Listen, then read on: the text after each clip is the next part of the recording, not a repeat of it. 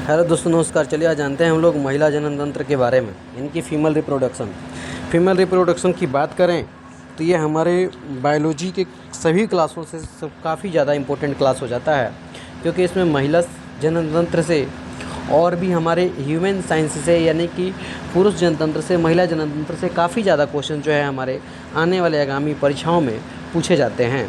हम देखते हैं कि बहुत ज़्यादा प्रतियोगिता परीक्षाओं में जो है अभी ह्यूमन साइंस यानी कि हमारे बॉडी सिस्टम से बहुत सारे क्वेश्चन जो है रिलीज किए जाते हैं, और ज़्यादातर है महिला जनन तंत्र के बारे में पूछा जाता है, महिला प्रजनन तंत्र के बारे में पूछा जाता है, महिला के जनन तंत्र अंगों के बारे में पूछा जाता है।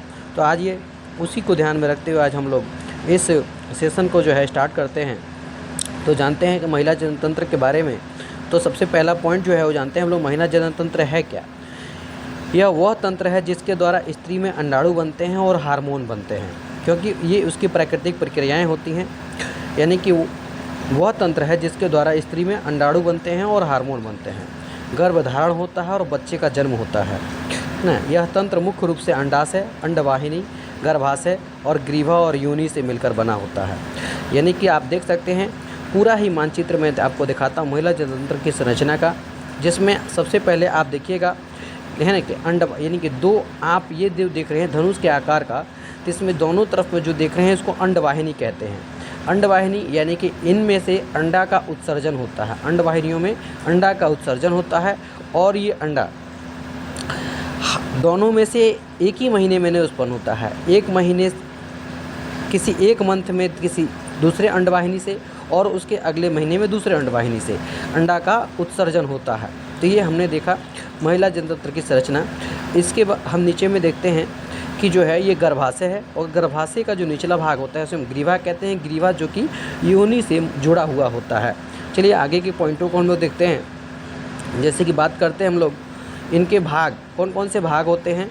यानी कि महिला जनन तंत्र के सबसे पहले है अंडाशय। अंडाशय की हम बात करें तो अंडाणु बनना और हार्मोन बनना दो ही काम होता है। यानी कि अंडाशय का काम क्या होता है, अंडाणु को बनाना और हार्मोन में भी जो कि एस्ट्रोजन और प्रोजेस्टेरोन हार्मोन को बनाना होता है। अंडवाहिनी की बात करें तो अंडवाहिनी जो है अंडाणु को अंडाशय से गर्भाशय तक लेके आता है। यानी कि जो अंडवाहिनी का काम है, जो फैलोपियन ट्यूब, देखिए जब कभी भी फैलोपियन ट्यूब होता क्या है, फैलोपियन ट्यूब का काम है अंडाणु को अंडाशय से गर्भाशय तक ले आना। ये प्रक्रिया 15वें से 16वें यानी कि 14 ये प्रक्रिया जो है वो किसी भी स्त्री यानी कि महिला जनन तंत्र में जब हमारा पीरियड साइकिल चलता है उसके 1 से लेकर 14वें दिन यानी 14वें 15वें दिन के बीच में ये क्रिया होती है। अंडाणु को अंडाशय तक से गर्भाशय तक ले आना, ये वो सबसे उचित समय होता है जिस समय एक बच्चे का गर्भधारण, शिशु का गर्भधारण करना होता है। तो ये सबसे संवेदनशील समय होता है। हम बात करें गर्भाशय की, तो गर्भाशय यहाँ पर शिशु का विकास होता है, जिसको हम लोग इंग्लिश में यूट्रस भी कहते हैं। ठीक है, जो निषेचन की क्रिया होती है, फर्टिलाइजेशन की क्रिया होती है, वो फैलोपियन ट्यूब में ही होती है ना। कि यानी कि फीमेल का जो अंडाणु है और एक मेल बॉडी का स्पर्म है, दोनों का जो मिलना होता है उसे हम लोग फर्टिलाइजेशन कहते हैं, और यह क्रिया जो है वो फैलोपियन ट्यूब में होती है। ग्रीवा की बात करें, ग्रीवा जो है वो गर्भाशय का निचला भाग होता है जो कि योनि से जुड़ा होता है। ग्रीवा का द्वार जो है बच्चा के जन्म के समय ही होता है। यानी कि बच्चा जब जन्म लेने का समय उसका नज़दीक आ जाता है उस समय ग्रीवा का द्वार खुलता है, अदरवाइज ये ग्रीवा का द्वार जो है बस बंद रहता है ना। योनि की हम बात करें, योनि में संभोग में शुक्राणुओं का प्रवेश, मासिक धर्म का रक्त का बाहर आना और बच्चे का जन्म इसी मार्ग से होता है। योनि संभोग प्रक्रियाओं को करने वाली एक जनन तंत्र का एक भाग होता है, जिसमें मासिक धर्म में होने वाले रक्त का रिसाव होता है ना, और इसी से बच्चे का जन्म भी होता है। मासिक धर्म की हम बात करें, इसका चक्र जो है औसतन 28 दिन का होता है, जिसमें 21 से 35 दिन सामान्य होते हैं। किसी में व्यक्ति में ये 30 दिन का भी होता है, किसी में 32 का भी होता है। जिस तरीके से आप हर बॉडी टू बॉडी इसका जो है दिन, लेकिन औसत की हम बात करें तो औसत 28 दिन का ही मासिक चक्र होता है।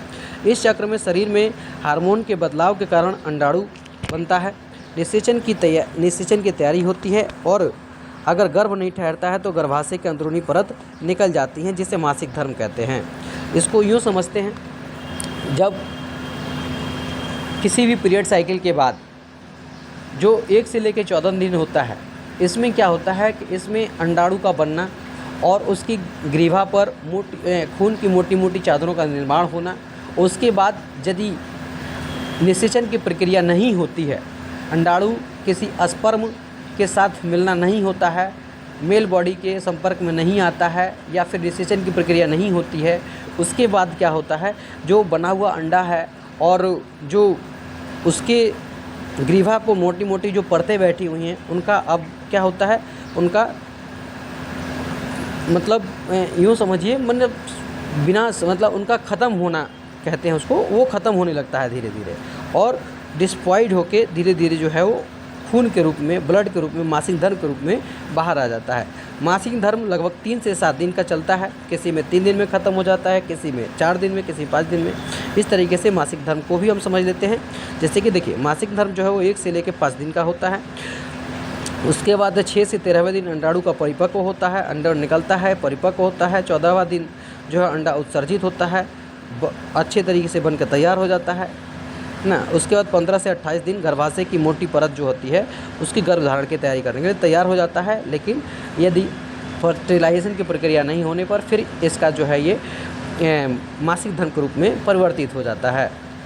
हम बात करें निषेचन और गर्भधारण की, तो संभोग के दौरान शुक्राणु योनि से होकर गर्भाशय और अंडवाहिनी तक पहुंचता है। यदि अंडाणु और शुक्राणु अंडवाहिनी में मिलते हैं तो निषेचन की प्रक्रिया होती है और जाइगोट का निर्माण होता है। जाइगोट यानी कि छोटा सा युग्नज, यह युग्नज गर्भाशय में आकर उसकी दीवार में चिपकता है और भ्रूण का विकास करता है। गर्भ का विकास 9 महीने यानी 40 सप्ताह तक होता है। इसके बाद बच्चे का जन्म होता है। अंडाणु और शुक्राणु के मिलने से आपने देखा कि युग्नज का निर्माण हुआ। महत्वपूर्ण बातों का इस पर हम ख्याल रखेंगे। अब स्वस्थ भोजन करेंगे, साफ़ सफाई रखेंगे, नियमित व्यायाम, महिला जनतंत्र का स्वस्थ रहता है। मासिक धर्म एक प्राकृतिक प्रक्रिया है, इसमें डरने की कोई बात नहीं होती है। हालांकि हम लोग देखते हैं जब भी फर्स्ट टाइम किसी लड़की के साथ मासिक धर्म की प्रक्रियाएं होती हैं तो उसमें एक लड़की डर जाती है। हालांकि ये आप बच्चों को अवेयरनेस कीजिए, हम सभी को इसके प्रति जागरूक होना चाहिए। ये एक प्राकृतिक प्रक्रिया होती है, उसमें कोई डरने की बात नहीं होती है। ये हर एक महिला के साथ होगी। गर्भधारण की योजना के लिए डॉक्टर की सलाह जरूर लें। जब भी आपको गर्भधारण करना है डॉक्टर की सलाह लें। किसी भी प्रकार की समस्या जैसे अनियमित मासिक धर्म, अत्यधिक दर्द, सफ़ेद पानी आदि होने पर नज़दीकी स्वास्थ्य केंद्र से आप संपर्क कर सकते हैं। इस तरह की प्रक्रियाओं को हम इग्नोर नहीं कर सकते हैं क्योंकि ये घातक बीमारियां उत्पन्न कर सकती हैं। तो जब कभी भी आपको फीमेल रिप्रोडक्शन के बारे में जानकारी कैसी लगी आप ज़रूर कमेंट बॉक्स में बताएं, और इस तरह के और भी वीडियो देखने के लिए आप मेरे चैनल को फॉलो ज़रूर करें। ठीक है, तो हम लगातार बायोलॉजी से संबंधित क्वेश्चन आपके लिए सेशन लाते रहेंगे। तो आज के लिए बस इतना ही। धन्यवाद। जय हिंद, जय भारत।